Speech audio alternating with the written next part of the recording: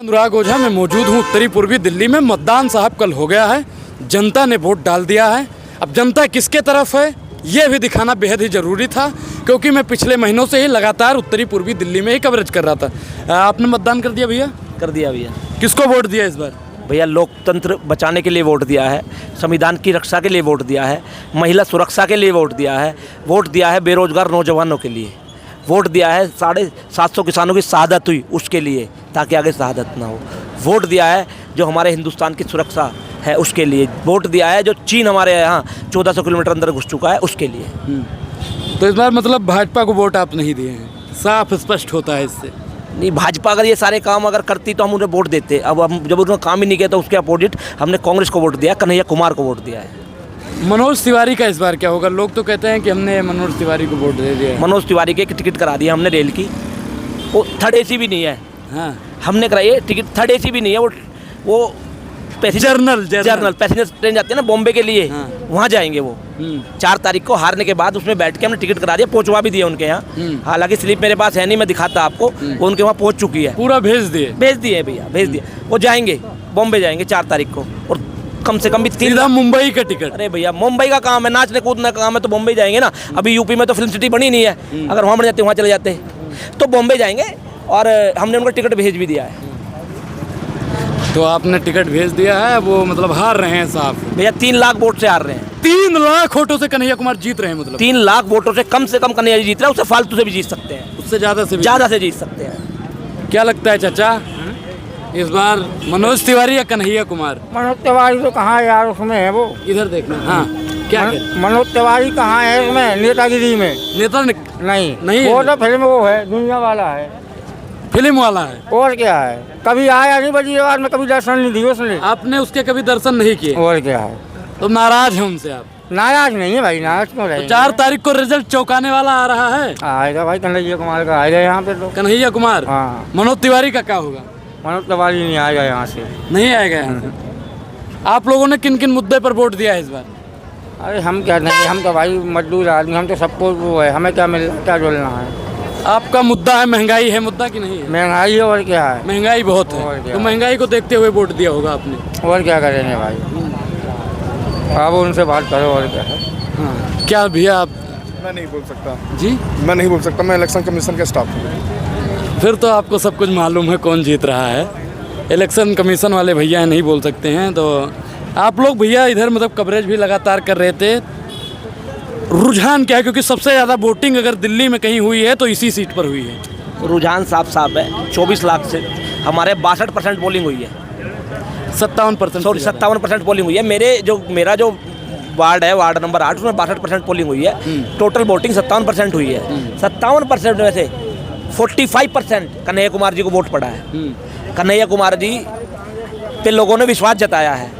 जो हमारी बहनें हैं, जो हमारे पढ़े लिखे बेरोजगार नौजवान हैं, हमारे किसान ने, हमारे स्टूडेंट ने, जिनके लिए इन्होंने केंद्रीय विद्यालय का एक का भी निर्माण नहीं किया, उन्होंने सबने, और माता और बहनों ने जो हमारा महालक्ष्मी योजना थी 1 लाख देने की बात की थी राहुल गांधी जी ने। अच्छा, क्या 1 जुलाई से, जैसे 4 जून को आप बता रहे हैं सरकार बनने, क्या 1 जुलाई से खटाखट जाएगा? खटाखट पक्की नौकरियां होंगी। हाँ, खटाखट पक्की नौकरियां होंगी।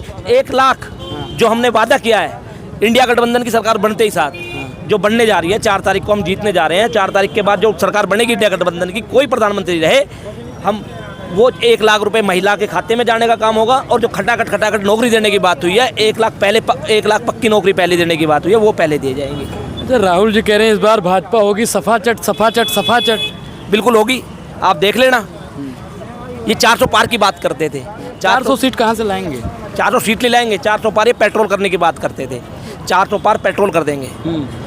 400 हार की बात ये करेंगे। अब ये 400 हारेंगे, जीतेंगे नहीं। 400 अच्छा, बीजेपी की कितनी सीटें आ रही हैं? बीजेपी की ज़्यादा 125, 30 या 50 तक सीट आ जाएंगी। 150 सीट तक लास्ट सीट आ जाएंगी। राहुल जी ने भी कहा 150 से कम आ रही है। इतनी सीट आएंगी, ज़्यादा सीट आएंगी नहीं इनकी। इस बार इन्होंने जो हिंदुस्तान के 140 करोड़ लोगों के साथ 140 करोड़ लोगों का जो इन्होंने धोखा 10 साल से किया है, उन्हें ठगने का काम किया है। और धंधा लो चंदा दो, वो जो काम इन्होंने किया है उसको लोगों ने नकार दिया है। लोगों ने वोट की चोट से इन्हें जवाब देने का काम किया है। जो वोट की चोट से जवाब मिलेगा, नरेंद्र मोदी जी ऊंधे मुंह मुक्की खाने वाले हैं। और जो मनोज तिवारी जी हमारे यहाँ के सांसद हैं, जिन्होंने 10 साल काम नहीं किया, आज वो पछता रहे हैं कि अगर मैं काम कर देता तो आज ये लोग मुझे लात मार के यहाँ से ना भगाते। अच्छा, गठबंधन से कुछ फर्क पड़ा है? केजरीवाल के जो समर्थक थे उन्होंने वोट दिया है कन्हैया को? देखिए, गठबंधन, इंडिया गठबंधन बड़ा ही सक्सेसफुल गठबंधन रहा है और एक तरफा पोलिंग हुई है।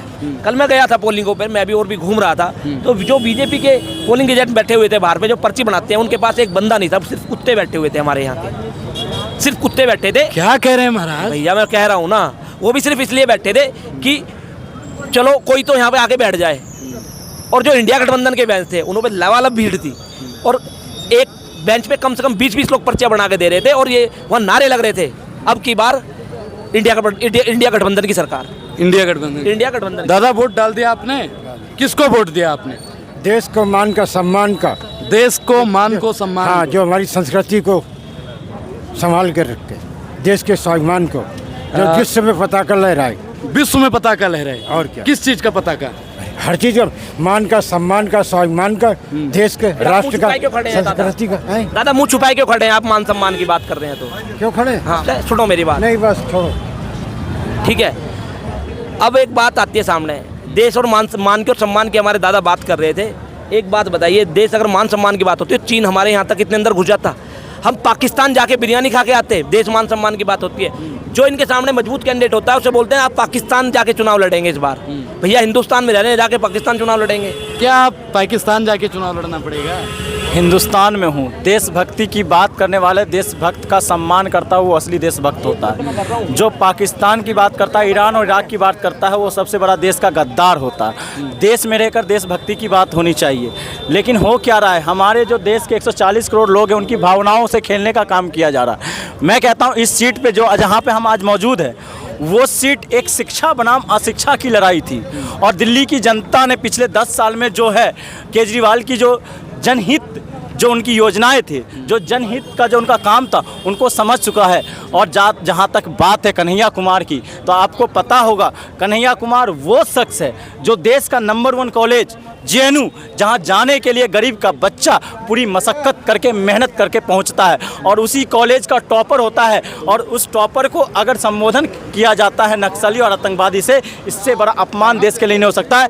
और लड़ाई यहाँ पे बिजनरी की थी। ये वो सीट है जहाँ पे एक मुजला करता है। मुजरा इसलिए कहता हूँ कि वो देश की लोगों और दिल्ली की जनता का अपमान करता है। दिल्ली की जनता ने उन्हें 2-2 बार चुना, और चुना किस नाम पे था? शिक्षा के नाम पर चुना था। चुना किसके नाम पे था? दिल्ली की स्वच्छता के नाम पे चुना था। चुना किसके नाम पर था? नौजवानों को सशक्त करने के नाम पर चुना था। चुना किस नाम पे किया गया था? महिलाओं की सुरक्षा के नाम पर किया गया था। लेकिन इसी मनोज तिवारी ने, आपको पता होगा, इसी दिल्ली की सड़कों पर 13 किलोमीटर तक महिला को घसीटा गया था और मनोज तिवारी के जुबान नहीं खुला था। आपको पता होगा इसी दिल्ली की सड़कों पे जब नौजवानों ने नौकरियां को लेकर आंदोलन किया था तो उनके ऊपर डंडा बरसाया गया, तो मनोज तिवारी उनके सामने खड़े नहीं हुए थे। ये वही दिल्ली है जब दिल्ली की जनताओं को समय समय पर अपमान किया गया था, तो मनोज तिवारी जी मुंबई में मुजरा कर रहे थे। मुफ्तखोर भी बोला था दिल्ली वालों। दिल्ली मुफ्तखोर, सुनिए, जिस मनोज तिवारी ने दिल्ली की जनता का निंदा अपमान करने का काम किया। आपने एक इंटरव्यू भी देखा होगा जहां पे एक पत्रकार महोदय मनोज तिवारी से एक सीधा सा सिंपल सा सवाल पूछा था। क्या पूछा था पता है? कि आपके यहाँ आप अगर 80 करोड़ लोगों को अनाज दे रहे हो, 25 करोड़ को लोगों को आपने गरीबी रेखा से नीचे कर दिया, इसका मतलब हुआ 104 करोड़ लोग, 140 करोड़ लोगों में अगर 104 करोड़ गरीब लोग थे, तो आप बताइए तो उन लोगों का स्थिति किसने लाया? क्योंकि कांग्रेस की सरकार तो 22 करोड़ पे ला गया था। उनका जवाब क्या था? उनको BPL का मतलब भी नहीं पता था। उन्होंने कहा मुझे सोचने का समय दीजिए। और इससे भी महत्वपूर्ण बात क्या आ जाती है पता है? ये जो सर यहाँ पे जो जितने मकाने हैं ना, ये जितने घरें हैं ना, यहाँ के लोगों के लिए इन्होंने कहा 3 गुना बढ़ा दो। बिना बिजनरी के बात होना चाहिए था यहाँ का ट्रांसपोर्टेशन सिस्टम कैसे मजबूत किया गया। बात होना चाहिए यहाँ की जो मंडी सिस्टम है, मार्केटिंग सिस्टम है, जो यहाँ के छोटे छोटे उद्यमी हैं उनको कैसे मजबूत किया जाए। बात होना चाहिए इंपोर्ट और एक्सपोर्ट के लिए जो दिल्ली जाना चाहता है उसको कैसे बढ़ावा दिया जाए। लेकिन बात उन्होंने क्या किया? बात उन्होंने क्या किया कि अमीर और गरीब की खाई को मजबूत किया जाए। उन्होंने कहा जिसके पास प्रॉपर्टी है उसको मैं मजबूत करूंगा, और जिसके पास प्रॉपर्टी नहीं उसको प्रॉपर्टी से बेदखल करने की बात। तो इसका जवाब दिल्ली की जनता उसी वोट के माध्यम से देगी। मैं फिर कहता हूं, कन्हैया कुमार एक गरीब का बेटा है। कन्हैया कुमार एक आंगनबाड़ी माँ का बेटा है और कन्हैया कुमार जहाँ से पढ़ा ऑल इंडिया रैंक 1 है। और कन्हैया कुमार का विजनरी क्या है, मेरे लिए गरीब का सम्मान भी उतना है, मेरे लिए अमीर का सम्मान भी उतना है। मैं अमीर को गरीब नहीं होने दूंगा, मैं गरीब को अमीर बना के छोड़ूंगा। ऐसा अगर सोच कर किसी का है तो कन्हैया कुमार का है। और इसलिए कन्हैया कुमार दिल्ली की जनता के माध्यम से 3 लाख से ज़्यादा वोटों से जीतेंगी। मैं कहना चाहता हूँ वो कन्हैया कुमार वो शख्स है, कन्हैया कुमार वो शख्स है जिसने देश हित और देश राष्ट्रभक्ति का और राष्ट्रवादिता की भावना को लोगों को समझाने का काम निरंतर किया। तो कन्हैया कुमार जीत रहे हैं। कन्हैया कुमार बिल्कुल जीत रहे हैं। मैं ये कह रहा हूँ जो छात्रों की बात करेगा वो जीतेगा नहीं क्या? जो महिला सम्मान की बात करे वो जीतेगा नहीं क्या? जो बड़े बुजुर्गों के हित की बात करे वो जीतेगा क्या? नहीं। मैं कहना चाहता हूँ जो छोटे उद्यमियों के लिए उसको सशक्त करने की बात करे वो जीतेगा नहीं। जो अर्थव्यवस्था की बात करेगा वो जीतेगा नहीं। जो देश के लिए मान सम्मान की बात करे वो जीतेगा नहीं। मैं सुनिए, मैं फिर कहना तो इन्होंने कहा देश तो नहीं, मैं आज कहना था जो भारत देश कभी एशिया के अंदर अपना डंका बजा रहा था, आज आपको मालदीव आंख दिखा रहा है, आज आपको भूटान आंख दिखा रहा है, आज आपको म्यांमार आंख दिखा रहा है, आज आपको नेपाल आपको छोड़ के कहाँ जा रहा है? चीन के हवाले जा रहा है। आज आपका श्रीलंका साथ नहीं दे रहा। आज देश हमारा इतना प्रगति कर रहा था, आज हम साउथ एशिया में मित्रता नहीं बना पा रहे हैं। बताइए ऐसी स्थिति होगी। आज हम लोग रसिया जो बिना शर्त भारत के साथ था, बिना शर्त आजीवन साथ था, लेकिन ऐसी क्या स्थिति हो गई भाई? पिछले 10 साल में जो रसिया हमारे डिफेंस जो आजीवन वो देने को तैयार था, सक्षम था, आज वो पाकिस्तान के साथ गया। ये सरकार की विदेश नीति मजबूत हुई है क्या इससे? मतलब दोस्ती में गड़बड़ी हुई है। बिल्कुल विदेश नीति, मैं दोस्ती में गड़बड़ी हुई है। अर्थव्यवस्था और निंदा फाजली साहब ने कहा था कि शर्त लगाई नहीं जाती है, दोस्ती के साथ कीजिए मुझे कबूल मेरी हर कमी के साथ। धन्यवाद।